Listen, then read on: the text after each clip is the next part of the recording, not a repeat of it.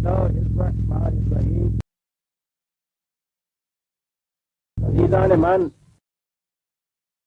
آج اپریل 1972 کی 16 تاریخ ہے اور درس قرآن کریم کا آغاز سورہ الاعراف کی آیت 57 سے ہو رہا ہے، 7/57۔ تجدید یادداشت کے لیے اسے دوہرا دوں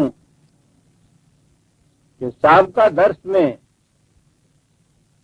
پچھلی 2 آیتوں میں کہا یہ گیا تھا کہ زندگی کے ہر گوشے میں تم خدا کے اس ضابطۂ قانون کو آواز دو، اس سے اپنے لیے رہنمائی مانگو، اس سے پوچھو کہ مجھے کیا کرنا چاہیے، مجھے اس دوراہے پر کس طرف مڑنا چاہیے، اسے پکارو، اسے آواز دو، یہ تمہاری پکار کا جواب دے گا، یہاں سے تمہیں رہنمائی ملے گی۔ اب یہ جو پکارنا تھا، اس کے لیے کہا یہ کہ یہ کوئی مکینیکل ایکشن نہیں ہے، اس کا گہرا تعلق تمہارے جذبات سے ہے، قلبی رجحانات سے ہے، اس لیے جہاں تک اس کی طلب اور تلاش کا تعلق ہے، تضرعاً یوں اسے پکارو، اس قسم کی تمہیں اس کے لیے طلب پیدا ہو جیسے بچے کو ماں کے دودھ کی طلب ہوتی ہے اور وہ اپنی بھوک کے وقت لپک کر اس دودھ کی طرف جاتا ہے۔ اور اسی لیے کہا کہ یہ تلاش تمہارے دل کی گہرائیوں سے ابھرنی چاہیے، تمہارے تحت شعور میں یہ جاگزیں ہونی چاہیے، وہاں سے یہ ابھرے، لپک کر جاؤ۔ اور اس کے بعد یہ کہا تھا کہ وَادْعُوهُ خَوْفًا وَطَمَعًا۔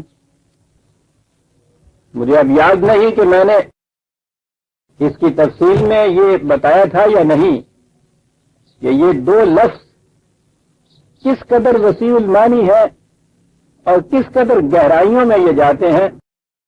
سطحی طور پہ تو دیکھا جائے تو معنی یہی ہوں گے کہ خوف اور طمع کی حالت میں اسے پکارو، لیکن بات اس سے کہیں گہری چلی جاتی ہے۔ یہ خوف و طمع کے ویسے الفاظ جو ہیں، یہ کسی واقعہ کا قبل از وقت اندازہ لگانا ہے۔ پہلے تو یہ یاد رکھیے کہ ان کے لیے یہ آئیں گے، یعنی ایکچولی وہ واقعہ ہو نہ گیا ہو بلکہ اس کے متعلق اندازہ ہو کہ ایسا ہو نہ جائے، تو وہ اس سے پہلے ہی اس سے رہنمائی طلب کر لی جائے کہ اگر ایسی صورت پیدا ہو گئی تو ہمیں کیا کرنا چاہیے۔ یہ حفظ ما تقدم کے طور پہ جسے کہتے ہیں، یا کسی حادثے کے واقعہ ہونے سے پہلے اس کے متعلق ساری تدبیر اختیار کر لینا، پہلی چیز تو یہ آئے گی۔ اور اب یہ جو صورت ہے کہ وہ کیا چیزیں ہیں جن کے لیے تمہیں اس پکار کی یا اس رہنمائی کی ضرورت پڑے گی۔ یہ عربوں کے ہاں خوف کے لیے الخافہ تو استعمال کرتے تھے، شہد کے چھتے سے جو شہد نکالنے کے لیے جاتا تھا وہ ایک چمڑے کا لباس سا پہن لیتا تھا تاکہ وہ شہد کی مکھیوں کے ڈنک سے محفوظ رہے اور شہد اسے حاصل ہو جائے۔ یعنی یہ چیز کہ اپنے مقصد تک پہنچنے سے پہلے یا اس کے راستے میں جو خطرات ہوں، ان خطرات سے تمہیں حفاظت مل جائے اور اس کے بعد مقصد حاصل ہو جائے۔ یہ تو ہے خوف کی کیفیت جو ان کے ہاں اس کے لیے یہ استعمال کرتے تھے۔ یہ عام طور پر کہ مقصد کے حصول کی راہ میں جو خطرات ہوں ان سے حفاظت مل جائے اور اس کے بعد مقصد حاصل ہو جائے۔ ایک تو یہ چیز خطرناک گھاٹی ہوتی ہے کہ کہیں وہ مضرت رساں جو مرحلہ پہلے آتا ہے، جو خطرات پہلے آتے ہیں، انسان اگر انہی میں تباہ ہو کے رہ جائے تو مقصد تک پہنچ ہی نہیں سکتا۔ ان خطرات سے حفاظت جو ہے وہ ہے اس خوفن کے اندر مضمر کہ خطرات سے حفاظت مل جائے اور مقصد حاصل ہو جائے۔ دوسری چیز اس کے برعکس یہ ہوتی ہے کہ ایک چیز بڑی جاذب نظر آئے. شاید کے چھتے میں تو آپ کو معلوم ہے نا، پہلے سے معلوم ہوتا ہے کہ یہ مکھیاں ڈنک مارنے والی ہیں، بہت زیادہ تکلیف پہنچانے والی ہے، اس کا علم ہوتا ہے. دوسری صورت یہ ہے کہ ایک شے بڑی جاذب نظر آئے، وہ پکار پکار کر تمہیں اپنی طرف بلا رہی ہو، اس میں کوئی خطرہ نظر نہ تمہیں آئے، لیکن اگر تم اس کے اس پکار میں، اس آواز کے فریم میں آ جاؤ تو وہاں تم پکڑے جاؤ، وہاں تمہیں خطرہ نظر آ جائے. پہلی صورت یہ کہ خطرات سامنے نظر آئے اور اس کے نیچے مقصد چھپا ہو، ان سے حفاظت. دوسری چیز یہ کہ بڑی جاذب چیز کوئی نظر آ رہی ہو جس میں کوئی خطرہ محسوس نہ ہو رہا ہو، اس کی طرف تم لپک کے جاؤ اور وہاں پکڑے جاؤ. چنانچہ ان کے ہاں یہ جو پرندے پکڑنے والے ہیں وہ کرتے یہ ہے کہ ایک جس قسم کا پرندہ پکڑنا ہو اسی نو کا ایک پرندہ لے کر اس کی آنکھیں بند کر سی دیتے ہیں اور اسے وہاں بٹھا دیتے ہیں، جس کے نیچے انہوں نے وہ کیپا لگایا ہوا ہوتا ہے جس میں آ کے جانور پھنس جاتا ہے. یہ جو اوپر بٹھایا ہوا ہوتا ہے، معاف رکھیے گا اردو میں پتہ نہیں کیا کہیں گے، ہمارے ہاں مولو کہنے میں پنجابی مولو بٹھا رکھی ہے. یہ اس کو کہتے تھے آج متما، یہ آپ پتہ ہے متما نگاہ جسے کہتے ہیں، یہ وہی ہے، تما سے ہے. متما کہتے تھے اس پرندے کو جو مولو کی طرح بٹھا رکھا ہوتا ہے.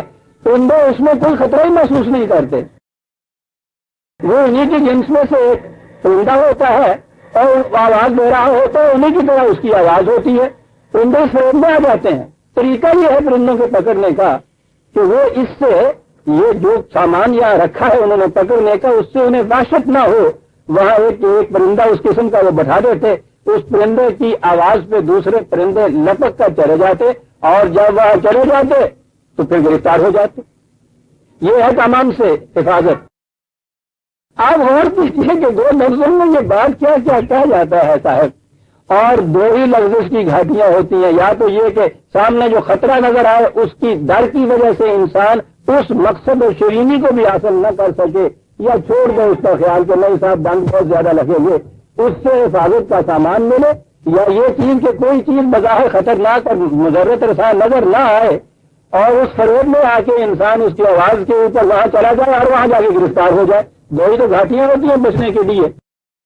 کہا کہ وَدُعُوهُ خَوْفًا وَطَمَعًا، ان دونوں مقامات پر تم اگر اس کو پکار لو گے اور اس سے پوچھ لو گے کہ مجھے کیا کرنا چاہیے تو پھر دیکھو ان رحمت اللہ قریب من المحسنین، پھر تم دیکھو کہ سامان نشو و نما تمہیں کس طرح ہر جگہ بکھرا ہوا ملتا ہے. ملے گا لیکن یہ انہیں ہی کہ جو حسن کارانہ انداز سے زندگی بسر کریں گے، من المحسنین ہے. اور اب قرآن کا جو انداز ہے کہ اس قسم کی جو مجرد حقیقتیں ہیں، ایبسٹریکٹ ٹروتھس جو اس کے ہاں ہوتے ہیں، انہیں وہ ہمیشہ محسوس مثالوں سے واضح کرتا ہے. اور محسوس مثالیں عام طور پر وہ کھیتی کی، بارش کی، پانی کی یہ مثالیں دیتا ہے. ایک تو ویسے ہی یہ چیزیں ایسی ہیں جن کے نتائج بڑے ہی شگفتہ شاداب شکل میں سامنے آ جاتے ہیں، اور بالخصوص عربوں کے ہاں تو پانی اور کھیتی، سبزہ لہلہاتے کھیت، پھلوں سے بھرے ہوئے درخت، یہ تو اتنی بڑی نعمت تھی کہ زندگی کا دار و مدار ہی اس پہ تھا ان کے. اس لیے جب بھی وہ مثال دیتا ہے یا تشبیہن بیان کرتا ہے تو وہ مثالی کھیتیوں کی، باغات کی، پانی کی، ان چیزوں کی لاتا ہے. رحمت ہے اس کی. اب اس کی رحمت کے لیے ایک جو اس کا نظام ہے پانی کا، وہ اسے سامنے لاتا ہے. وَالَّذِي يُرْسِلُ الرِّيَاحَ بُشْرًا بَيْنَ يَدَيْ رَحْمَتِهِ، وہاں آیا تھا ان رحمت اللہ قریب من المحسنین. اب یہ دیکھیے کہ یہ رحمتیں قریب کس طرح سے ہوتی ہیں. کون ہیں جن کے قریب ہوتی ہیں؟ محسنین کے قریب کہا ہے نا. اور پھر میں عرض کر دوں کہ ہمارے ہاں وہی جو الفاظ کے معانی سے بات کہیں سے کہیں چلی جاتی ہے. اب ہمارے ہاں تو موسم کے معنی کچھ اور ہوتے ہیں، احسانی کے معنی کچھ اور ہوتے ہیں. تو اس واسطے وہ محسن کے معنی تو احسان کرنے والا ہی ہوتا ہے، اور احسان وہ ہوتا ہے کہ جس کے بوجھ کے نیچے آپ دبے ہوئے کبھی نکل ہی نہیں سکتے. کہا ہے کہ اب یہ دیکھو وہ جو رحمت ہم نے کہی ہے وہ کس انداز سے آتی ہے.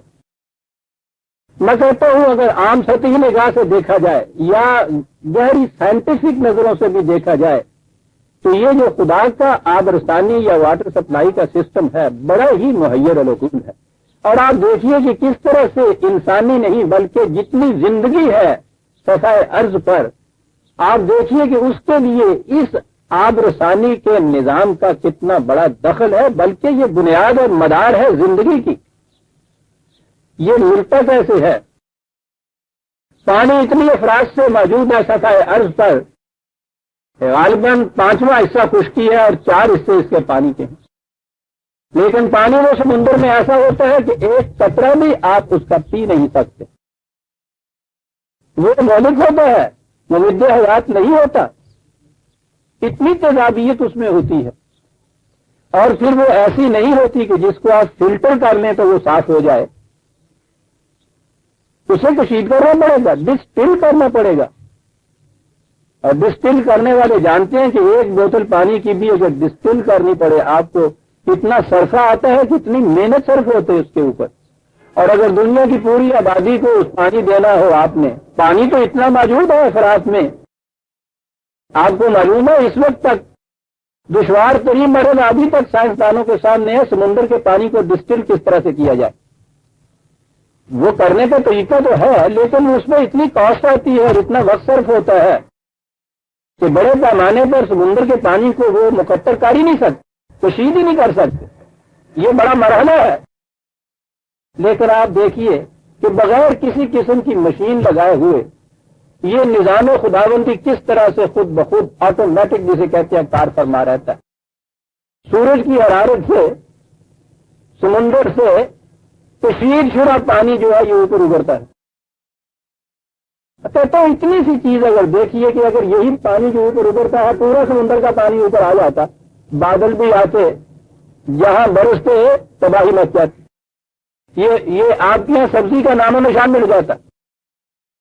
وہاں سے پانی وہ اوپر کو ابھرتا ہے جو کشید شدہ ہوتا ہے، بغیر کاسٹ کے ایک پائی صرف نہیں آتی اس میں. آپ سورج کی کرنیں اس ڈسٹلڈ واٹر کو وہ اپنی کرنیں جو ہے ڈول بھر بھر کے اوپر لے جاتی ہیں. اب آگے پانی کے پہنچانے کا انتظام چاہیے سر. اب آپ کے یہاں یہ دیکھیے وہ لمبی ہونا آپ کے یہاں یہ ہوتا ہے کہ پانی تو ہوتا ہے پہنچ نہیں رہا صاحب.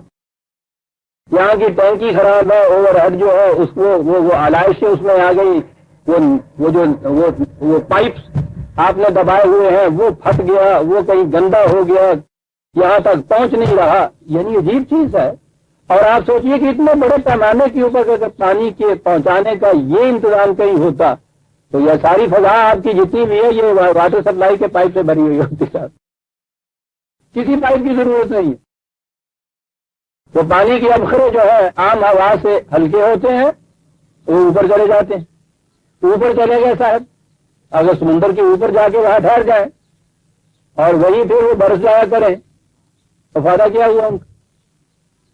انہیں تو دور سینکڑوں میل کے فاصلے کے اوپر کہیں جانا ہوتا ہے، جہاں پھر ضرورت ہوتی ہے وہاں برسنا ہوتا ہے. تو اس کے لیے کیا انتظام ہے؟ ہوائیں چلا دی جاتی ہیں. اب وہ ہوائیں ان مشکلوں کو لیے پھر رہی ہیں. آپ سوچیے ذرا سی چیز ہے یہ چلی جا رہی ہیں سر.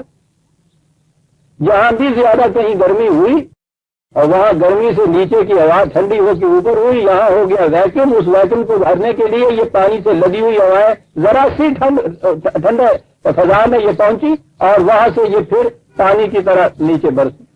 اب لیجئے پانی موجود ہے، مقطر کشید شدہ پانی آپ کی گھر میں، آپ کی فصل پہ، آپ کی زمین پہ خود بخود برس رہا ہے. جتنا زمین کو ضرورت ہے وہ یوں لے لیتی ہے، زمین واقع ہوئی ہے جاذب، باقی جو پانی ہے وہ اس کے نیچے چلا جاتا ہے. اب وہ پھر محفوظ ہو گیا، ان دو ضرورت وہاں سے آپ نکال لیجئے. اس سے بھی زائد ہے وہ پھر بہ کے چلا گیا دریاؤں کے اندر، پھر وہ چلا گیا سمندر میں، پھر دوبارہ یہ سسٹم جاری ہے. ادھر ہوا میں جو زیادہ وہ اب خراج کی شکل میں فاضل جو ہے وہ پہاڑوں کی چوٹیوں پہ برف کی شکل میں جم گیا. مستقل طور پہ واٹر سپلائی گرمی کے موسم میں بارش کم ہوتی ہے، برف پگھلنی شروع ہو جاتی. وہ چلا رہا ہے ندی نالیوں میں آپ کے دروازے پہ وہ آواز دیتا ہوا سلسبیل کی طرح. آپ سوچیے تو صحیح کہ جسے اس نے سامان رحمت کہا ہے اس کا نظام کس قدر محیر العقول، کتنا سادہ سا، کتنا مفید، کتنا محیر العقول۔ میں نے کہا ہے کہ ابھی تک ہماری سائنس سمندر کے پانی کو ڈسٹل کرنے کے لیے ڈیوائس نہیں ابھی تک ایسی ایجاد کر سکی کہ اتنے بڑے پیمانے پہ اتنی کم، اس میں تو کاسٹ ہی کچھ نہیں آتی۔ جو اللہ میاں کا نظام ہے ابھی تک نہیں ہو سکتا۔ یہ اتنا سا نظام ہے جس پہ دار و مدار ہے آپ کی زندگی کا، آپ کی فصلوں کا، پھلوں کا، اور وہ ہے اس طرح خود کار۔ کہا تھا کہ یہ دیکھو کہ ہماری رحمت کس قدر قریب ہوتی ہے۔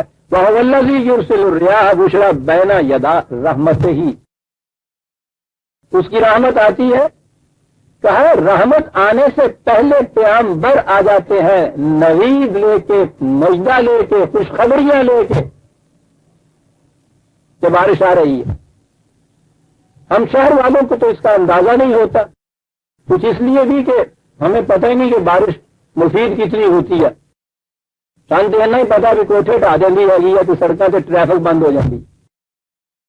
کسانوں سے پوچھیے اس کی قیمت، کسان بھی پھر عرب کے صحرا والے، ہمارے ہاں کے کسان بھی ان کی کیفیت یہ ہے، ہوا چلتی ہے تو وہ اس اندازے سے بتا دیتے ہیں کہ یہ پورا چلا ہے نا بارش آئے گی، یعنی وائرلیس کے ذریعے سے پیغام آ جاتا ہے۔ وہ کہ قرآن کہہ رہا ہے کہ خوشخبریاں دینے والے پیغام ہمارے پہلے سے آ جاتے ہیں کہ خدا کی رحمت چلی آ رہی ہے پیچھے سے۔ حتیٰ اذا قلت سحابا ثقالا، کہا دیکھو تو صحیح پانی کتنا بھاری ہوتا ہے، ہوا سے بھاری ہوتا ہے، لیکن کس انداز میں اس کو ہم سمندر سے اوپر اٹھاتے ہیں کہ ہوا سے ہلکا ہوتا ہے۔ اگر یہ بھاری باہر ہے تو اٹھے ہی نہیں، اوپر اٹھ گیا۔ کہا اگر یہ جس طرح سے ہلکا ہے ہلکا ہی رہے، اوپر جا کے نیچے گرے نہیں، کہ تب وہاں جانے کے بعد ایک فضا میں پہنچتا ہے تو پھر یہ ابخر پھر پانی میں تبدیل ہوتے ہیں، ہوا سے بھاری ہوتے ہیں، نیچے آ جاتے ہیں۔ تاکہ یہ مشکیزیں بھر بھر کے کٹیج شدہ پانی کے، مقدر پانی کے یہ اوپر لے جاتی ہیں ہوائیں، پھر انہیں ہم چلاتے ہیں اس طرف۔ پانی تو حیات بخش ہے نا، زندگی دیتا ہے نا، وجعلنا من الماء کل شیء حی، قرآن نے کہا ہے ہر زندہ شے جو ہے اس کا مدار پانی پہ ہے، پانی سے ہم نے بنایا اس کو۔ تو اب اسے لے جاتے ہیں ہم کس طرف لے جاتے ہیں؟ لبلد میت، زمین مردہ کی طرف کس کو ہم لے جاتے ہیں؟ دیکھیے زندگی بخش سامان جو ہے خدا کی طرف سے، وہ خود خدا بھیجتا ہے ان کی طرف جہاں اس کی ضرورت ہوتی ہے، زمین مردہ کی طرف۔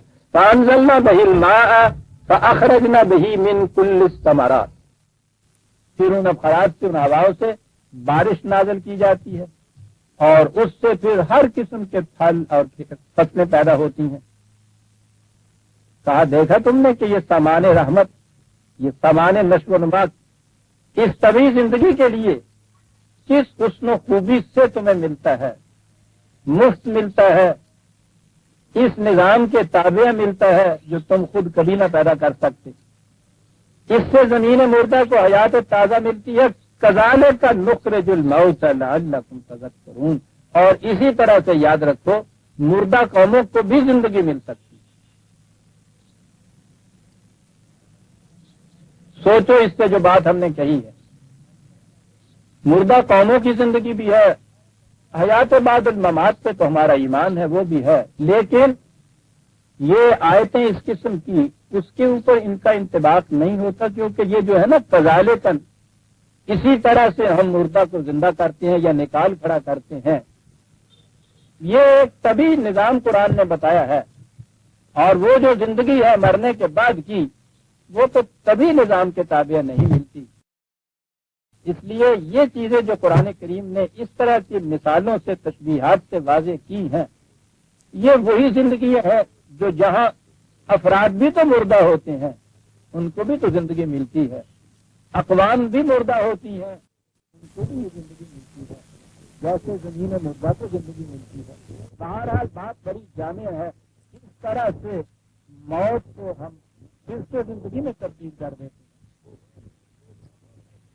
کہا اس سے غور کرو، اس کے سامنے رکھو جو بات ہم نے کہی ہے۔ اب اگلی بات آئی، یہ تو برسا پانی، بارش برسی، تو کیا صرف اس بارش سے ہی ساری روزیاں پیدا ہو جاتی ہیں، فصلیں اگاتی ہیں، باغات میں پھل مل جاتے ہیں، یا کچھ اور بھی ساتھ اس کے ہوتا ہے؟ اور بھی تو کرنا پڑتا ہے۔ وہ کیا کرنا پڑتا ہے؟ یہ سب کچھ ملا ہے مفت، یہ ہے اس کی رحمت، لیکن اس رحمت سے فائدہ کون اٹھا سکتا ہے؟ جس کسان نے اپنی زمین سنواری ہوگی، تیار کی ہوگی، اسی سے کھیتی سیکھے گی۔ جس نے زمین ہی کو نہیں سنوارا ہے، بنجر زمین ہے، کلر والی زمین ہے، صاف نہیں کیا ہے، ہل نہیں جوڑا، بیج نہیں ڈالا، برسا کرے اس کے اوپر پانی، اس میں سے تو کچھ نہیں اگے گا۔ یہ دوسری شرط دائی انفق اس کے ساتھ ہو گئی، کہا اتنا کچھ تو ہم کر دیتے ہیں، اور اس کے بعد بالا جو طیب ہو یا پھر جو نباتیں ہوں اس میں رکھو۔ ایک زمین ہے جسے طیب کہا، طیب اور خبیث، بنیادی طور پر طیب کہتے ہیں جس میں پھل آ جائے جس طرف میں، اور جس میں پھل نہ آئے۔ کہ ہمارے یہاں کا خبیث تو اگلے کو دوسروں کے پھلوں کو بھی توڑ کے لے جاتا ہے، بڑے تو طیب اور بڑے وہ زمین کے جو جس میں یہ صلاحیت ہے کہ وہ فصل اگائے، وہ قانون خداوند کے مطابق، اور جو زمین ببس رہ جائے، وہ ایسی سواری نہ گئی ہو، اسے اس کے لیے تیار نہ کیا گیا ہو، تو اس کے اوپر نہ کٹا، وہ تو اگتا ہی نہیں ہے، اور اگتا ہے تو بہت تھوڑا سا، یہاں ذرا ذرا سا، بھرپور فصل نہیں وہ دیتے۔ یہ جو آیتیں ہیں، آپ دیکھیے کہ اسی قرآن سے ذرا سی نگاہ میں ٹیڑھ پیدا ہو تو بات کہاں کی کہاں چلی جاتی ہے۔ تقدیر کے مسئلے میں ہمارے ہاں جتنے بھی ذہن تھے اس سے پہلے وہ ہمیشہ جبر کی طرف جائے، یعنی یہ کہ انسان مجبور ہے۔ بنیادی طور پہ یہ ایسی غلط روی ہے، گمراہی ہے، کہ اگر یہ عقیدہ آ جائے تو پھر یہ سارا سلسلہ رشد و ہدایت، انسان کے اعمال، مسافات عمل، کوشش، صحیح، پھر اس کے بعد جزا و سزا، سارا سلسلہ ختم ہو جاتا ہے اگر آپ یہ کہتے ہیں کہ انسان اپنے اعمال میں مجبور ہے۔ لیکن آپ نے دیکھا ہوگا میری کتاب التقدیر سے کہ قرآن نے اس کے متعلق کیا کہا، وہ تو انسان کے ارادوں میں بھی انتظار اختیار قرار دیتا ہے، اور اسی لیے بات برس ہوتی ہے۔ لیکن ہمارے یہاں اس کی صورت یہ ہے کہ شروع سے آخر تک اسے میں پورے محل تیار دے دیا تاکہ ذمہ داریوں کے بوجھ سے بچ جائے۔ فریب دے دیا اپنے آپ کو۔ بات یہ بڑی ضروری ہے، میں کہنا یہ چاہتا ہوں کہ اس کے لیے دلائل کس قسم کے لائے جاتے ہیں۔ کہا یہ کہ قرآن نے دیکھیے صاحب بارش تو برستی ہے، اب نیچے جو زمین ہے اگر وہ زمین طیب ہے تو اس سے تو وہ بارش اتنا کچھ دیتی ہے، اگر وہ زمین بنجر ہے، خبیث ہے، تو اس سے بارش برسا کرے کچھ نہیں ہوتا۔ تو کہا کہ یہ ٹھیک ہے، خدا کی رحمت، اس کے عطیات تو آتے ہیں، لیکن اب وہاں آ گیا جبر، کہہ دیا کہ انسان پیدائشی طور پہ یا بعض انسان ایسے ہیں کہ زمین ان کی مردہ ہوتی ہے، بعض ایسے ہیں جن کی زمین طیب ہوتی ہے، خدا کے عطیات سے جن کی زمین ایسی، اب اس پہ اختیار نہ رہا انسان کا۔ انہوں نے کہہ دیا کہ پیدائشی طور پہ بعض انسان ایسے ہوتے ہیں کہ وہ ان رہنمائیوں سے، خدا کی ان عطیات سے کچھ فائدہ نہیں اٹھا سکتے، وہ بنجر ہوتے ہیں طبی طور پر، فطری طور پر معلوم ہوتے ہیں ان چیزوں سے، اور بعض وہ ہوتے ہیں کہ جن کے اندر ان کی بڑی صلاحیتیں ہوتی ہیں۔ اب سیدھی سی بات ہے کہ جبر تو اس میں آ گیا، جنہیں یہ صلاحیتیں ملی ہیں یہ بھی ان کی اپنی پیدا کرتا یا حاصل کرتا نہیں ہے، اور جن میں صلاحیتیں نہیں ہیں ان کا بھی ذمہ داری ان کے اوپر عائد نہیں ہوتی۔ وہ جیسے ایک زمین اگر بنجر ہے تو وہ زمین کی ذمہ داری تھوڑی ہے، خدا کی طرف سے بنجر، خدا کی طرف سے زمین وہ طیب۔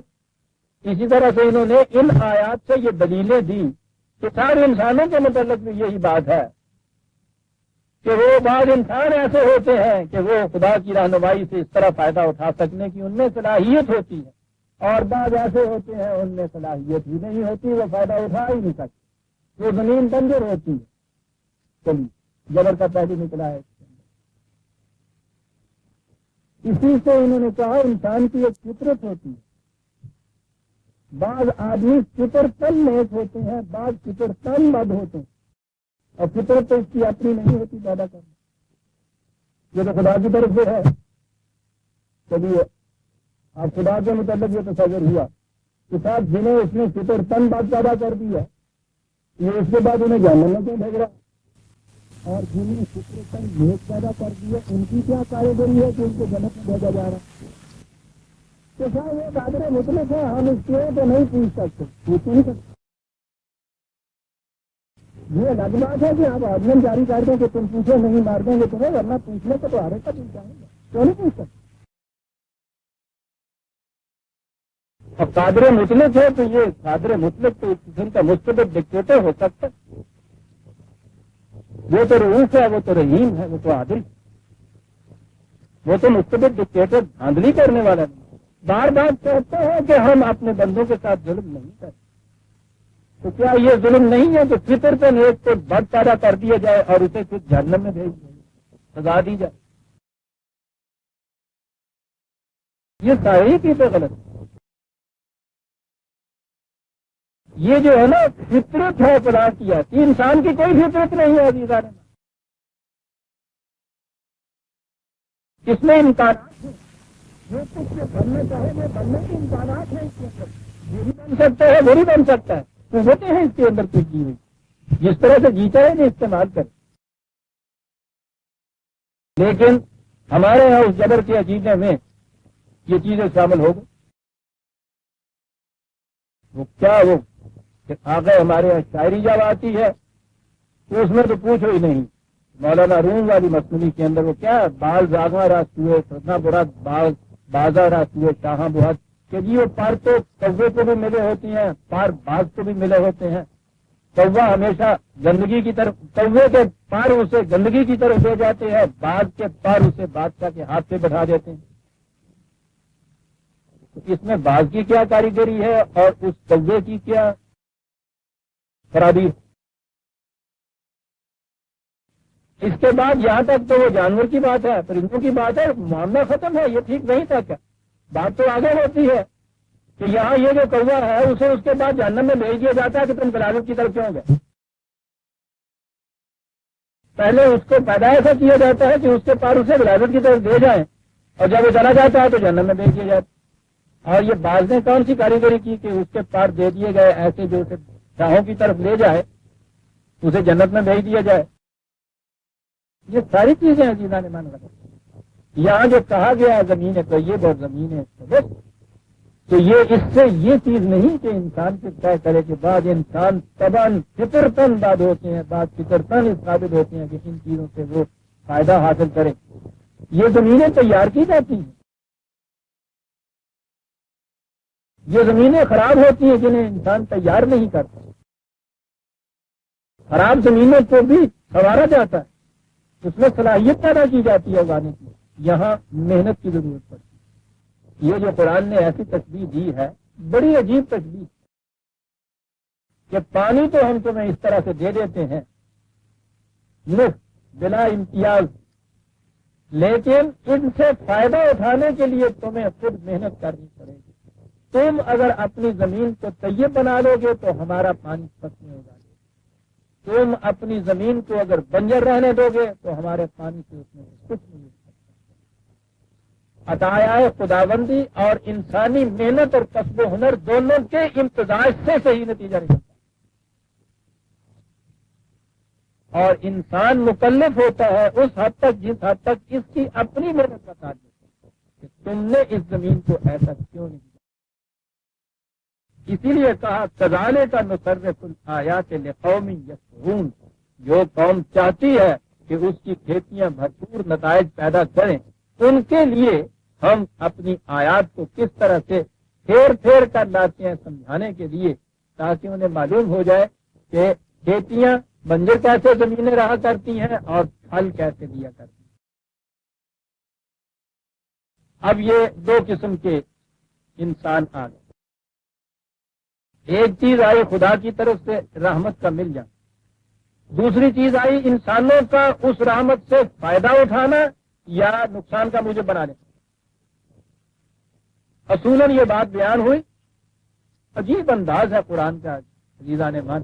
پہلے ایک مجرد حقیقت بیان کی، پھر اس کے بعد محسوس مثال دی بارش کی، بادلوں کی، ہواؤں کی، کھیتیوں کی، محنت کی، اور اس کے بعد تاریخ کے شواہد سے اس کے لیے پھر وہ سندیں لاتا چلا گیا۔ اب تاریخی حقائق شروع ہو گئے کہ دیکھ لیجیے ہماری رحمت کس طرح سے بلا مزد و معاوضہ ملتی ہے، اور پھر انسانوں کے اوپر دار و مدار ہے کہ وہ اس سے فائدہ کیسے اٹھاتے ہیں۔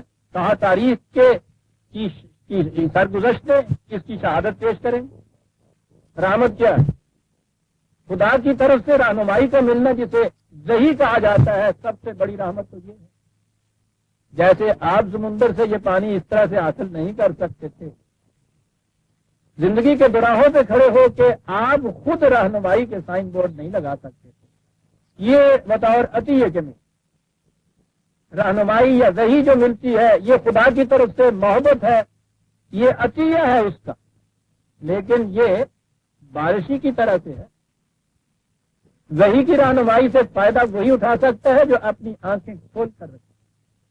سورج چڑھا ہوا ہو، آپ آنکھیں بند کر دیجیے، آپ کے لیے وہی رات کی رات ہے۔ سورج کا طلوع ہونا خدا کی رحمت ہے، اس کی روشنی سے فائدہ اٹھانا یا نہ اٹھانا انسان پہ خود منحصر ہے۔ آنکھ کھول کے رکھے گا سورج کی روشنی سے فائدہ اٹھائے گا، بند کر رکھے گا اندھیرے میں رہے۔ تو عطیہ ہے خدا بندی، وہ سامان جو اس کی طرف سے ملتا ہے، اور اس کے بعد اس کے صرف کرنے کے لیے انسان کی اپنی صلاحیتیں اور اپنی کوشش دونوں ملیں گی، نتائج سے ہی نکلیں گی۔ اپنی کوشش شامل نہیں ہوگی، اسی سے غلط نتائج نکلیں گے، تباہ کن نکلیں گے۔ کہا کہ تاریخ کے نوشتے اس کی شہادتیں پہنچاتی ہیں۔ لقد ارسلنا نوحا الی قومہ، قرآن جب بھی یہ تاریخی شہادتیں پیش کرتا ہے تو قوم نوح سے بات شروع کرتا ہے۔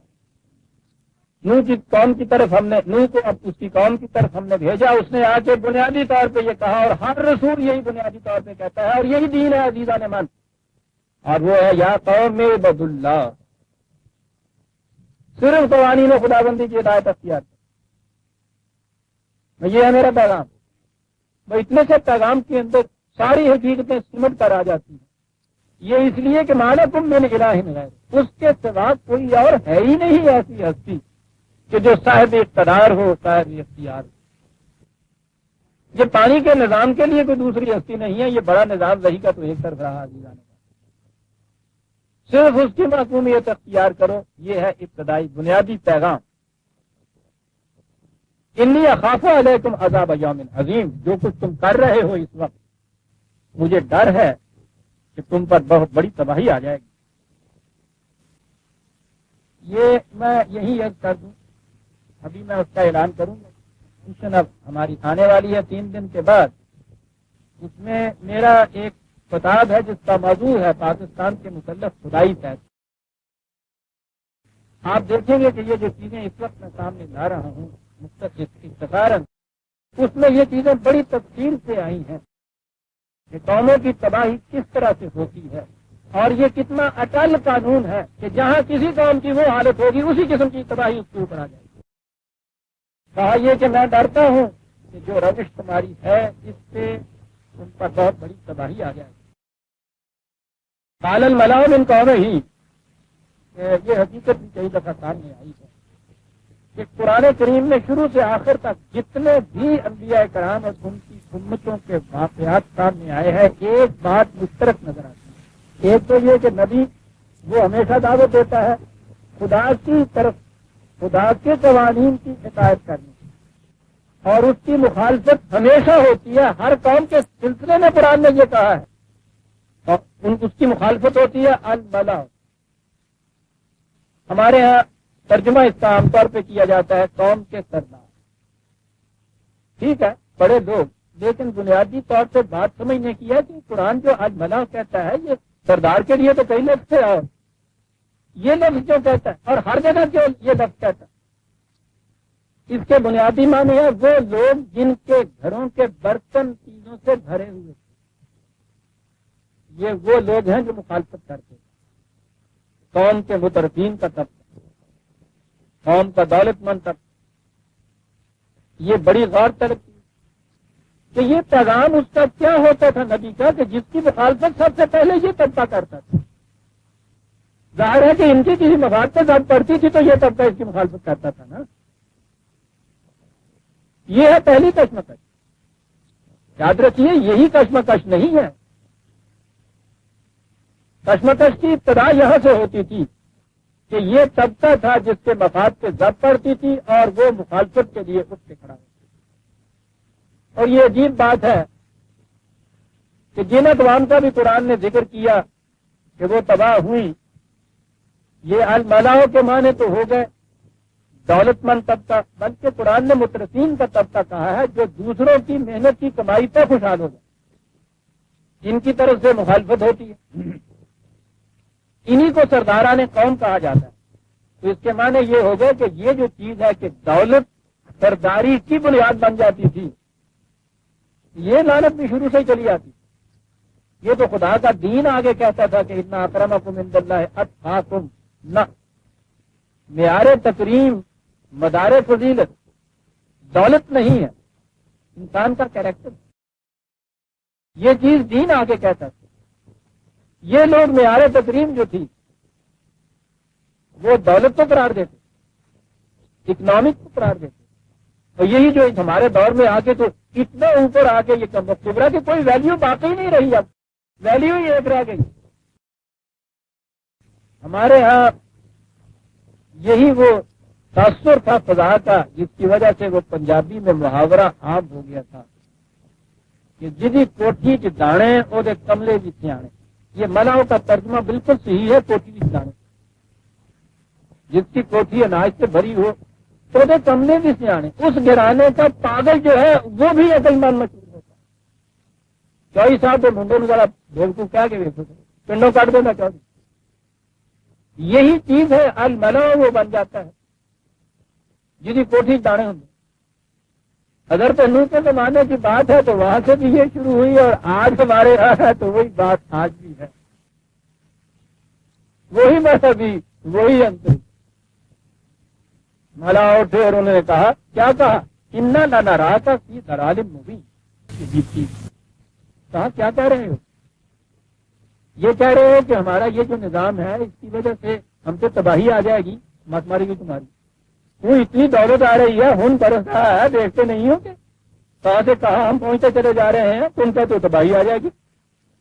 ہم تو یہ نظر آتا ہے کہ تم کھلی ہوئی گمراہی میں ہو، بڑی غلط بات کہہ رہے ہو، یہ چیز واقعہ کے خلاف ہے، ہمارے تجربے کے خلاف ہے، مشاہدے کے خلاف ہے، اس لیے ضلال کہا ہے، ساتھ مبین کہا ہے کہ ایسی کھلی ہوئی چیز۔ حالا یا قوم لیسا بھی ضلال، کہا کہ نہیں، جو کچھ میں یہ کہہ رہا ہوں یہ کوئی بیوقوفی کی بات نہیں ہے، یہ گمراہی کی بات نہیں ہے۔ بات کیا ہے؟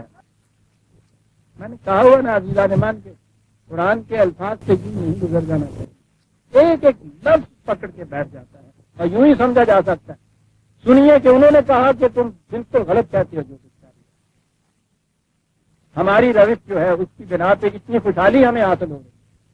انہوں نے کہا کہ تم غلط کہتے ہو، لیسا بھی ضلال، میں غلطی پہ نہیں ہوں، میں ایسی بات نہیں کہہ رہا کہ جس کا نتیجہ گمراہی ہوگا، جس کا نتیجہ یہ میری بات کا نتیجہ تباہی ہوگا۔ اس کے لیے کوئی دلیل ہونی چاہیے تھی کہ ان کی روش کیا تھی، یہ کیا چیز کہہ رہے تھے، کہیں تو کچھ ہونی چاہیے۔ دو لفظ ہیں، ولکنی رسول ہوں، میں یہ پیغام لے کے آیا ہوں تمہاری طرف من رب العالمین۔ بس یہاں ہے وہ ساری تجویز، یہاں کنجی اس کے اندر ہے، دونوں نظاموں کا تضاد اور ان دونوں نظاموں کا آپس میں مقابلہ اس کے اندر آ گیا۔ تمہاری ربوبیت جو ہے وہ انفرادی ہے، خاندان کی ہے، قبیلے کی ہے، گروہ کی ہے، انسانیت کی نہیں ہے، اس لیے اس کا نتیجہ تباہی ہوگا۔ اور میں جو پیغام لے کے آیا ہوں یہ خدا کی طرف سے لے کے آیا ہوں جو تمام کائنات کا رب ہے، تمام کائنات کا رب ہے. یہ ہے فرق. تم اس ربوبیت کے سامان کو محدود و مخصوص رکھنا چاہتے ہو، یہ ہاتھ رکھتے کا نتیجہ تباہی. میں اس سامان کو بانٹ دینا چاہتا ہوں پوری انسانیت کو، جس کا نتیجہ مجھے یہ دیکھا ہے آپ نے بات بظاہر نظر آتا ہے کہ دلیل کوئی نہیں تھی، اور سوال پیدا ہوتا ہے کہ انہوں نے یہ کہا کہ تم بلکہ گمراہی نہیں ہو، انہوں نے کہا کہ نہیں بالکل نہیں. تو آگے بات صاف ہونی چاہیے تھی نا کہ تم کیسے گمراہی میں ہو، میں کیوں گمراہی میں نہیں، کیا فرق ہے تم میں اور مجھ میں. ایک بظاہر نظر آتا ہے کہ انہوں نے ایک واقعہ کہا کہ بلا کی رسول میں رب العالمین میں اللہ کا رسول ہوں، تو یہ کون سی دلیل ہے؟ یہ تو تمہارا دعویٰ ہے صرف کہ میں رسول ہوں، دلیل تو نہیں ہو سکتی. ہم تو تم سے دلیل مانتے ہیں کہ ہم کیسے غلطی تھے، تم کیسے صحیح کہتے. وہ یہ پوچھتے تھے، اس کے جواب میں یہ کہنا کہ صاحب میں خدا کا رسول. وہ کہیں گے کہ ہوا کرو اس میں مریم ہوا کرے کوئی. دلیل یہ ہے کہ میرے خود کی طرح پھر اتنے مریم دیکھا آپ نے کس انداز سے باتیں ایک لفظ میں سارا جواب. یہ ہے فرق. بلے کو کل رسالات ربی، وہ جو رب العالمین ہے اس کے پیغامات کو پہنچا رہا ہوں. وہ کہہ رہا ہے کہ تباہی ہوتی وہ ان کا ہو جاتے ہیں. پیغام صرف نہیں پہنچاتا. ترجمہ تو اس کا یہ ہے کہ میں تمہیں نصیحت کرتا ہوں. یہ عرب اور یہ نسل کے معنی ان کے ہوتا تھا رسی کا. الجنسا ان کے یہاں سوئی کو کہتے، ناسے ان کے یہاں درزی کو کہتے تھے جو کسی کے چاہ کے گرے بن کی رپسن کرتا. پیغام پہنچاتا ہوں. آپ کو پتا کہ ایک ناسے ہمارے یہاں سے ڈنڈا آدھی جتی آدھی بھری ہوئی وہ پہلے گاگر میں جاتا ہے، پہلے سے بھی زیادہ وہ دور بھاگتا ہے. وہ جو کہیں تھوڑا بہت کپڑا اس کا چھڑا ہوا رہ جاتا ہے وہ اس کو بھی کھا رہا ہوتا ہے. یہ کام پہنچا رہا ہے اور یہ میرا مشن ہے کہ میں یہ. اب یہ سوال رہا کہ شاید ہمیں بھی اللہ نے ثبوت دیا ہوا ہے کہ یہ تم بھی امی سے تھے یہیں پیدا ہوئے. پھر یہ تم نے یہ کہا کہ فضیلت اور بڑائی اور فاقیت آ گئی کہ تم ہمیں یہ کچھ کہہ رہے ہیں. ہم نہیں یہ بات اپنی تمہیں کیا فاقیت حاصل ہے؟ کہا صرف اتنی کہ عالم من اللہ ہے مال جو بات تم اپنی اصل فکر شروع سے نہیں سمجھ سکتے اللہ کی طرف سے مجھے اس کا علم ہے. بات یہ ہے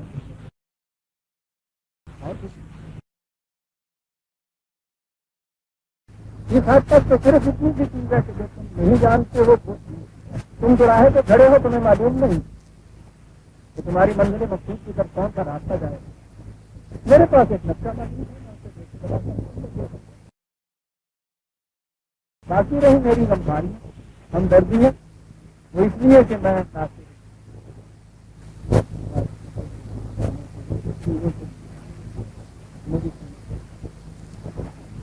بڑا ہی مشکل ہوتا تھا.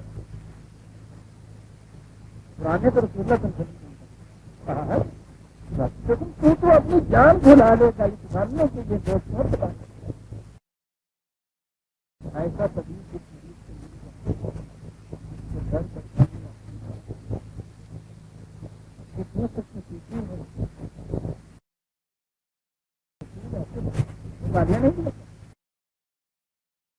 بہت. اب اگلی بات تم امی سے تعجب کی بات یہ کہا اب عجیب تم ان جہاں تم ذکر میں بچے تم ادا رجل من تم کہا تمہیں اس بات سے تعجب ہو رہا ہے کہ تم کو ہمارے جیسے تم ہم میں سے تھے ہمارے جیسے آ رہا ہے ہماری جیسا کہ ایک انسان خدا کے پیغامات اس کو کیسے ملتے وہ رسول کیسے ہو رہا آپ نے دیکھا کہ انسان وہ ہمیشہ اپنے ذہن میں انسان اتنے بھی ایسے لوگ ہیں جن کو وہ سمجھتا ہے کہ خدا کے دوست ان کے ذہن میں یہ ہے کہ وہ انسانوں کے اوپر کچھ الگ تھلگ ہونے چاہیے کچھ عجوبہ قسم کی بات ہے کچھ چیزیں قسم کی باتیں کریں کچھ مہیو وقوع چیزیں ہوں وہ ہماری کیسا انسان باقی آپ مظاہر عالم میں دیکھیں انہوں نے اپنے جو بانی تھے ان کو ہمیشہ کچھ بچت کر کہیں کسی کی پیدائش بغیر باپ سے ہو رہی ہے کہیں کسی موت کے بعد ان کو آسمان پہ چڑھایا جا رہا ہے یہ عیسائیوں کی بات نہیں ہے تو ہندوؤں کے اوتار جو ہے ان کو دیکھیے مجوسیوں کے ہاں کے نیترا وغیرہ اگرا کو دیکھیے کتنے بھی دنیا کے اندر یعنی ان کا ذہن کو قبول نہیں کرتا تھا ایک ہمارے جیسا انسان ہے اس کو ہو جائے نہیں اس کو اسے کچھ ایسا کا ہونا چاہیے اب اگر اس کی شکل و صورت جو ہے وہ اسے صبح بھائی نظر نہیں آتی تو اس سے کچھ ایسی باتیں سرگت مہیا رسول ہونی چاہیے کہ جو باقی انسانوں سے سرگت نہ ہو وہ ذات کا جیسے دہی کی جگہ اس کے موضوع کی جگہ کرامات کچھ نہ کچھ عجیبے والی بات ہے پھر بھی راضی یعنی اگر وہ اصل و فکر کو آپ کے اپیل کر رہا ہے بنائے لوگ جس کی بنا پہ ایک چیز پیش کر رہا ہے تو یہ کوئی خاص بات نہیں کر رہا ہے بنائے لوگ جس کی بنا پہ ایک چیز پیش کر رہا ہے تو یہ کوئی خاص بات نہیں اگر وہ یوں کر کے اور بالوں میں سے نچوڑ کے دوسرے کپڑے نکال رہا ہے ہاں اب تو خدا کا کون باقی کون سی کی نشانی ہے کہ کرو کرام سے دکھائے مسجد رسول کی چیزیں اس کے ساتھ ساتھ پھر وہ روحانیت اصل فکر شہید اور قرائد اور یہ ان کے نزدیک بیان ہے حالانکہ وہ کہتا ہی ہے کہ وہ لگتا ہے رابطیوں آنا والا سوال میں جو تمہیں خدا کی طرف دعوت دیتا ہوں تو عدالت بصیرت دعوت دیتا ہوں میں بھی ایسا کرتا ہوں میرے بچے بھی یہی کچھ کریں کے پتہ نہیں ہوا کریں ہم تو انہیں مانیں گے کہ وہ وجود نکالیں بات تمہیں اس سے تعجب ہو رہا ہے کہ خدا کی طرف سے پیغام پانے والا تمہاری ہی طرح سے تمہیں تعجب ہو رہا ہے کیا حالانکہ وہ کہتا صرف یہ ہے کہ یہ جس شاخ پہ تم بیٹھے ہوئے ہو اور اس کے اوپر آری چلا رہے ہو کاٹ رہے ہو آگے سے نہیں پیچھے سے بیٹھے ہوئے ہو آگے اور آری چلا رہے ہو ادھر وہ اگر یہ کہہ دے کہ میں گر جاؤ گے اسے کہتے ہیں انذار کہ جو کچھ کوئی کر رہا ہے اس کے نتیجے سے اسے آگاہ کر دینا اسی اعتبار سے رسول کو نذیر کہا جاتا بات اتنی سی تھی کہ مجھے خدا نے یہ چیز بتا دی ہے کہ یہ چیز جو یہ کر رہا ہے اس کا نتیجہ یہ نکلے گا بس اتنی سی بات ہے میرے تکتا ہوں اور بتا اس لیے رہا ہوں تاکہ تم احتیاط برتو یہ نہ کرو اب دیکھتے ہیں کہ کس طرح سے صاف بات ہو رہی ہے دلیل و برہان کی روح سے بات ہو رہی ہے اور یہ سارا کچھ کیوں کرو کیوں نہ بچوں لعلکم ترحمون تاکہ تمہاری صحیح نشو و نما ہوتی چلی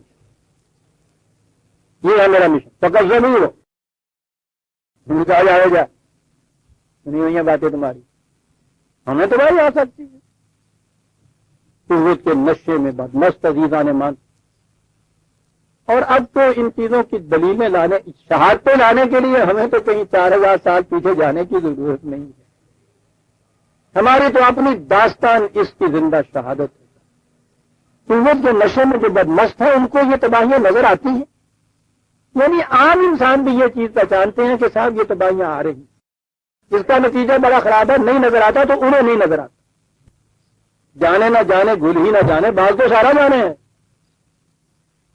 تو مشکل یہ ہے کہ اسکول نے جو آنکھیں بند کی ہوئی ہوتی ہیں تو قوتیں اپنے ہاتھ میں ایسی رکھی ہوتی ہیں کہ یہ سارے بات کا جاننا کوئی فائدہ نہیں دیتا۔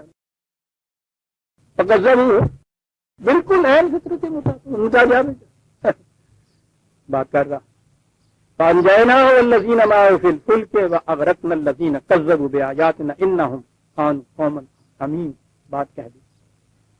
یہ جو تھی اس کی جماعت، اس کو ہم نے محفوظ رکھا، وہ جو تھے جنہوں نے تکذیب کی تھی وہ تباہ ہو گئے۔ یہ ایک موضوع ہے مستقل، دوسرے وقت میں سامنے آئے گا کہ قوموں کے قرآن تو بتا رہا ہے کہ اخلاقی حالت یہ ان کی ہو گئی ہے، اور اس کے بعد جو نتیجہ بتاتا ہے تباہی کا وہ کوئی نہ کوئی طبیعی چیز ہوتی ہے جس کی وجہ سے نتیجہ نکلتا ہے۔ ان دونوں میں تعلق کیا ہے؟ یہ ایک اہم چیز ضمنی طور پہ نہیں آ سکتی، اس لیے میں کسی دوسرے وقت میں ایک موضوع مستقل رکھ کے اس میں عرض کروں گا کہ ان دونوں میں کیا تعلق ہوتا ہے۔ لیکن قرآن تو ایک لفظ کے اندر بات ساری واضح کر جاتا ہے، وہ تباہ ہو گئے کیوں؟ انہم کانوا قوما امین، پابندی ہو گئی، بات صاف ہو گئی۔ دل کی آنکھیں تو خیر ان کی اندھی تھیں تو وہ سننے کے لیے تیار ہی نہیں تھے ان باتوں کو۔ وہ نظر آتا ہے کہ ان کی ماتھے کی آنکھیں بھی اندھی ہو گئی ہوئی تھی۔ دوسرے مقام پہ قرآن یہ کہہ رہا کہ اگر سے نوح سے ہم نے یہ کہا کہ تم آثار یہ نظر آ رہے ہیں کہ بارشیں یہاں بہت ہوگی، یہ گاؤں تمہارا واقع ہے پہاڑ کے دامن میں، سارے پہاڑ کا پانی جو ہے وہ اس طرف آ جائے گا امڑ کر، بچنے کی کوئی صورت نہیں ہوگی۔ تو نظر آتا ہے یہ دور ابھی وہ تھا کہ جس میں انسانوں کو کشتی بنانے کا فن بھی یاد نہیں تھا۔ تو قرآن نے کہا کہ ہم نے نوح سے کہا کہ اس طرح سے تختے لو، اس طرح سے ان کو جوڑو اور اس طرح سے کشتی بناؤ، تو یہ کشتی جو ہے یہ پانی پہ تیرے گی اور یہ تمہیں حفاظت سے لے جائے گی۔ پہلی چیز تو یہ بڑی غور طلب ہے کہ یہ جو ایمان والے ہیں جو میں نبی کے، ان کو بھی محفوظ رکھا گیا ہے تباہی سے، تو ایک طبی وسیلے سے محفوظ رکھا گیا ہے، کشتی میں بٹھا کے لے کے گیا ہے خدا ان کو، فرشتوں کے کنوں پہ بٹھا کے نہیں لے گیا۔ انسانوں کی دنیا میں جو کچھ ہوتا ہے انسانوں کے ہاتھوں سے ہوتا ہے، اس میں اس کی نصیحت یہ ہوتی ہے کہ وہ یہ بتا دیتا ہے کہ کشتی کیسے بنایا کرتا۔ دوسرے مقام پہ وہ بتاتا ہے کہ اگر چلو یہ کشتی بنا رہے تھے، وہ دیکھ رہے تھے، روز بات سے گزرتے گاؤں میں رہتے، تو اسے پوچھتے تھے کہ یہ کیا کرتے ہو؟ وہ کہتا تھا کہ اگر یہاں پانی آ گیا، سیلاب آ گیا، طوفان آ گیا، تو یہاں کوئی سامان تمہارے پاس ایسا نہیں ہے جس سے تم بچ جاؤ، یہ دیکھو یہ ایک چیز میں ایسی بنا رہا ہوں کہ اس وقت اس میں بیٹھ کے تیر کے چلے جاؤ گے، نجات حاصل کرو گے۔ تو وہ مذاق کرتے تھے، کہتے تھے بیٹے یہ مر ماری گئی ہے، دیکھتے تھے قرآن کہتا ہے۔ تو یہ جو ہے انہم کانوا قوما امین، یہ ٹھیک ہے دل کی آنکھیں بھی اندھی ہو جاتی ہیں کہ آدمی کسی دلیل کو کسی ریزن کو پلے نہیں باندھتا، سنتا ہی جاؤ پتا سمکارا، یہ کیسیت ہوتی ہے دل کی آنکھیں اندھے ہونے کی۔ اور قرآن تو اس میں یہ کہتا ہے کہ ان کی یہ آنکھیں بھی اندھی تھی کہ دیکھ رہے تھے کہ وہ یہ کر رہا ہے، بھائی کھڑے ہو کے پوچھ ہی لو، سمجھنے کی کوشش کرو کہ وہ یہ کیا کہتا ہے، تمہارے سامنے بنا رہا ہے یہ سارا کچھ، مذاق اڑاتے تھے سب۔ قوم امین، قوم نوح تھی، وَإِلَىٰ عَادٍ أَخَاهُمْ هُودًا، اور قوم عاد کو دیکھیے، ان کے بھائی بندوں میں سے ہود ان کی طرف آئے علیہ السلام۔ بات کیا کہی؟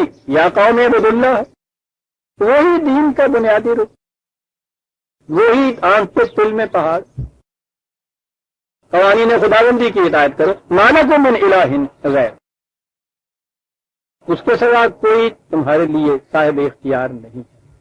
افلا تتقون، بتاؤ اپنی موجودہ روش کو چھوڑ کے احتیاط برتو گے یا نہیں تم؟ قال الملأ، پھر وہی مخالفت کرنے والے ملائے قوم۔ اس قوم عاد کے متعلق قرآن کریم نے دوسرے مقامات میں کہا ہے، بہت سے مقامات ہیں جن میں یہ ان کے تذکرے آتے ہیں، اور ان تفاصیل کی کڑیوں کو ملایا جائے تو پھر ایک مرتب تاریخ بن جاتی ہے۔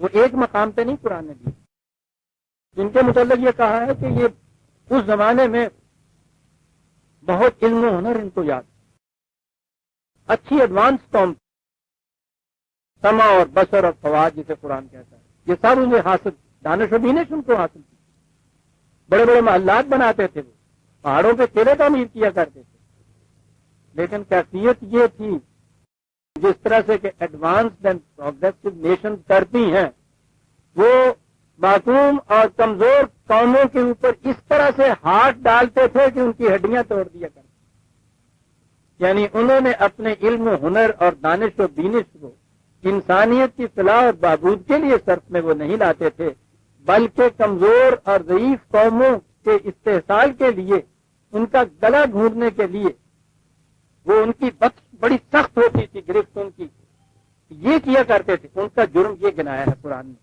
اور آگے پھر یہ کہا ہے کہ رسول آ کے ان سے یہ کہتا رہا، انہوں نے نہ مانا تو فما اغنی عنہم سمعہم و بصرہم، پھر جب اس کے نتائج ان کی غلط روش کے سامنے آئے تو ان کی یہ سائنٹیفک ڈسکوریز اور یہ ان کے علوم و فنون اور یہ ترقیاں ان کے کسی کام نہ آئیں۔ اس سے قرآن نے بتایا ہے کہ تباہی کی اور فرفور علی کی بنیاد جو ہے وہ ویلیوز ہیں، اقدار ہیں، اخلاقی معیار ہیں۔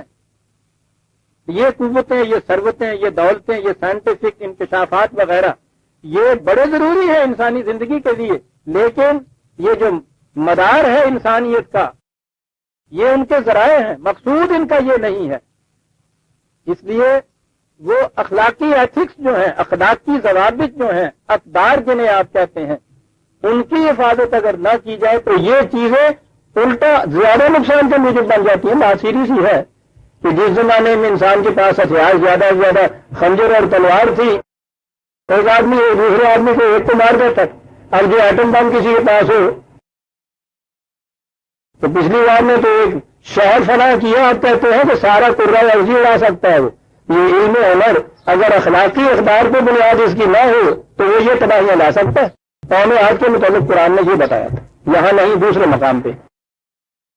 قوم نے وہی جواب دیا، انا لنراک فی صفاحۃ و انا لنظنک من الکاذبین، ہم سمجھ لیا کہ بالکل حماقت ہے تیری، تم پاگل ہو گیا، یہ باتیں کہہ رہا ہے کہ ساتھ تباہی آ رہی ہے، پاگل ہو گیا۔ ہم سمجھتے ہیں کہ تم بالکل جھوٹ کہتے ہو جو یہ کہہ رہے ہو کہ صاحب ہماری اس روش کا نتیجہ اس قسم کی تباہی ہوگا۔ خالا یا قوم لیسا بھی صفاحت، نہ میں کچھ احمق نہیں، میرا سر نہیں پھر گیا، بات صرف ہوئی اور وہی دلیل، ولکنی رسول من رب العالمین، میں وہی چیز، وہی فرق۔ آپ دیکھتے ہیں کس طرح دہرایا جا رہا ہے قرآن، وہی ایک ہی چیز ہے، تباہی کا موجب بھی ایک چیز ہے، بچنے کا راستہ بھی ایک ہی ہے۔ ابلغکم رسالات ربی وانا لکم ناصح امین، بات صاف آتی چلی۔ ناصح کے لیے امین ہونا بھی بڑا ضروری ہے۔ یہاں ایک لفظ اور آ گیا ہے، ویسے تو اس کے معنی امن کی ضمانت دینے والا ہوتا ہے، لیکن امن کی ضمانت آپ کو کون دے سکتا ہے؟ جس پر آپ کو اعتماد ہو، جس کے متعلق آپ سمجھیں، اعتماد ہو، بھروسہ ہو کہ جو یہ بات کہتا ہے اس پہ یہ پکا رہے گا، پورا اترے گا، ٹھیک کہتا ہے، سچ کہتا ہے، اسے اعتماد کہتے ہیں نا۔ جس پہ اعتماد ہو وہی آپ کے لیے امن کی ضمانت دے سکتا ہے۔ جسے آپ سمجھیں کہ نہیں سر اس کا پتہ ہی نہیں ہے، وہ ہزار آپ کو یقین دلائے کہ میں محفوظ رکھوں گا تمہارا خطہ ہے، اس کو پاکستان کا کچھ نہیں چھوڑتا، اگر آپ کو اعتماد لیں اس پہ تو آپ کبھی بھی اس سے اطمینان نہیں حاصل کر سکتے۔ اسی لیے ان عربوں کے ہاں امین، امن کی ضمانت دینے والے کے معنی تھے وہ جس پہ اعتماد کیا جا سکے۔ اعتماد کرو مجھ پہ، کیسے اعتماد کریں؟ کبھی آپ نے اس پہ بھی غور کیا کہ قرآن نے ہر اس نبی کے متعلق کہا کہ نبی نے آ کے کہا کہ میں تمہارا بھائی ہوں، یا قرآن نے کہا کہ ان کے بھائی بندوں میں سے انہی میں سے ایک رسول جو تھا ہم نے بھیجا۔ اگر وہ کہیں سے فارنر باہر سے آتا وہ لاکھ ہمدردی کی باتیں کرتا، قسم قسم کی باتیں نکلتی کہ پتہ ہی نہیں بھائی ہے کون، آج کل محتاط رہنا چاہیے، سی آئی کا تو پتہ ہی نہیں ہے صاحب کس قسم کے ایجنٹ اس کے پھر رہے ہیں، بڑے بڑے لوگ بڑے پھرتے ہیں۔ لاکھ آپ کو وہ امن کی ضمانتیں دیتا، اعتماد نہ ہونے کی وجہ سے آپ کے لیے وہ امین نہیں بن سکتا تھا. سب سے بڑا رسول امین جو آپ کے یہاں بنا ہے، اس نے اپنے اعتماد کے متعلق کیا کہا تھا؟ جب حضور نبی اکرم صلی اللہ علیہ وسلم سے انہوں نے کہا کہ آپ رسول ہیں تو بتائیے شہادت کیا ہے آپ کے پاس اس چیز کی؟ کہا شہادت مجھ سے اس سے مانگتے ہو. انہوں نے کہا تھا کہ موضوع دکھائیے، کرتے موضوع مانگتے ہو. اس بات کی دلیل کے لیے کہ میں اپنے دعوے میں سچا ہوں، میں قابل اعتماد ہوں، میں جو امانت کی ضمانت دیتا ہوں تو مجھ پہ بھروسہ کرو، اس کے لیے تم کو ثبوت مانگتے ہو، لیجیے ثبوت. قد لبثت فیکم عمرا من قبلہ افلا تعقلون، میں نے تمہارے اندر اپنی عمر بسر کی ہے، جائے فیصلہ کر دو اپنے جا کہ میں قابل اعتماد ہوں یا نہیں. کیا بات ہے، یہ ہے موضوع سب سے بڑا عزیزان مان. تو انسان اپنی قوم کے اندر وہی وہ پیدا ہوا ہو، وہی بڑا ہوا ہو، انہی نے عمر گزاری ہو، اور اس کے بعد اپنی زندگی کو ثبوت کے طور پہ پیش کر دے تو جائے اس سے فیصلہ کرو کہ میری زندگی کیسی ہے، یہ ایک سچے کی زندگی ہے یا جھوٹے کی زندگی ہے. معجزہ اس سے بڑا معجزہ دنیا میں ہو نہیں سکتا عزیزان مان. وہ معجزہ 1400 برس پہلے کے مخاطبین کے لیے بھی معجزہ تھا. آج بھی کار لائے اسی چیز کو معجزے کے طور پہ پیش کرتا ہے اپنے.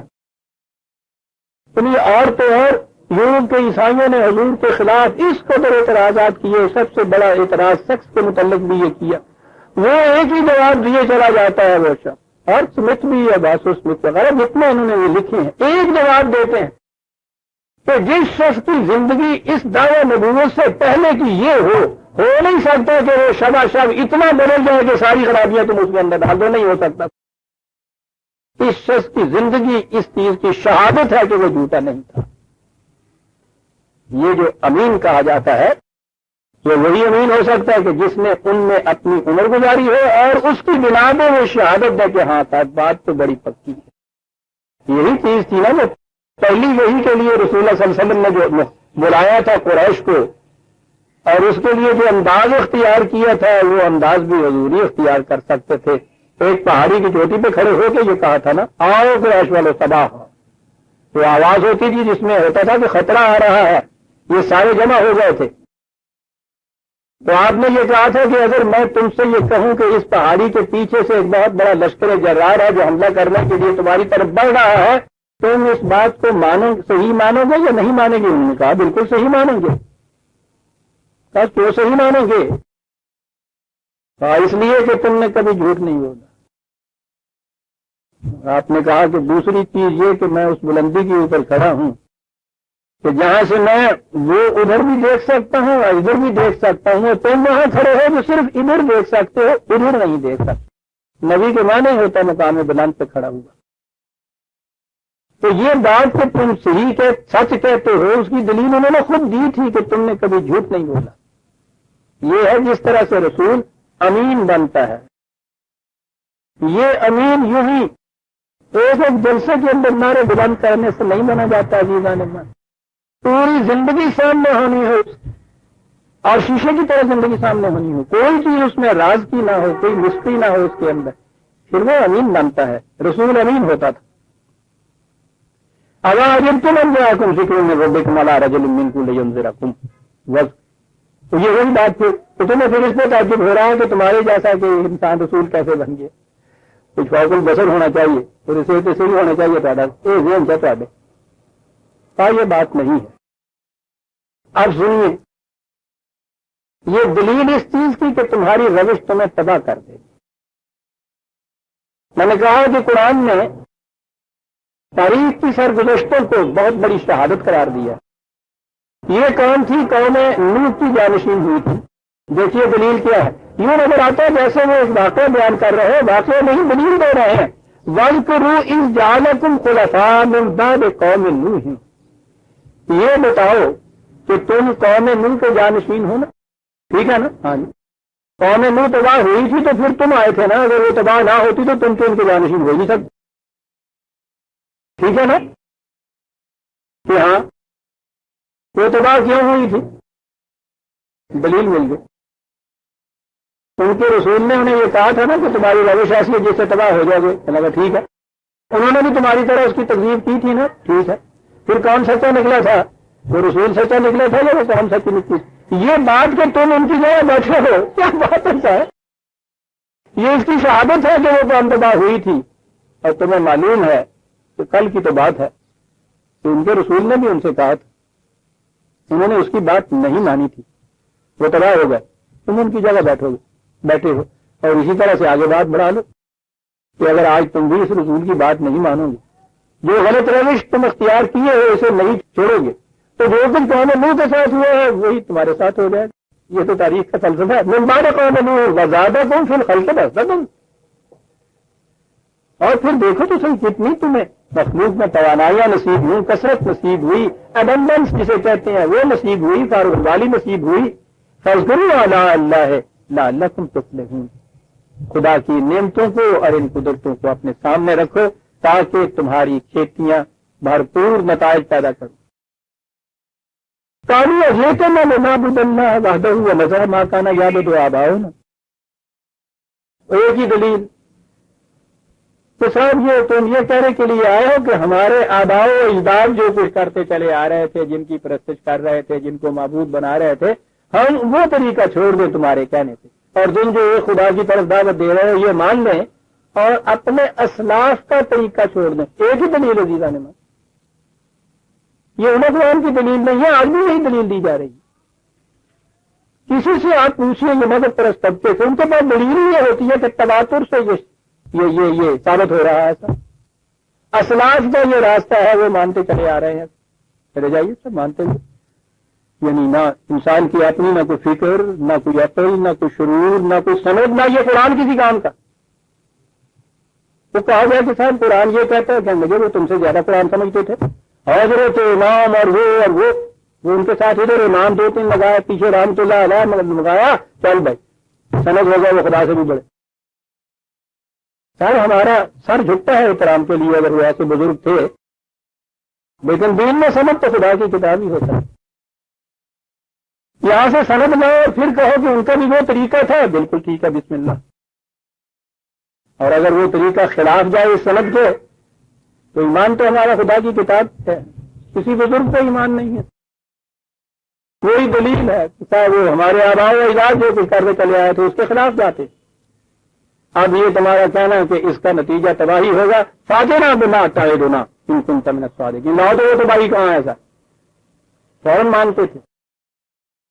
دو باتیں کہی یہاں کہ تباہی تو آ رہی ہے، تباہی کا پیش خیمہ جو ہے وہ تو آ چکا ہے، اب تمہاری ہی آنکھیں نہ دیکھیں، تمہارے ہی کان نہ سنیں تو اس میں میرا کیا قصور ہے؟ غور سے سنیے عزیزان من کیا بات قرآن کہہ گیا ہے۔ قَدْ وَقَعَ عَلَيْكُم مِّن رَّبِّكُم رِجْسٌ وَغَضَبٌ،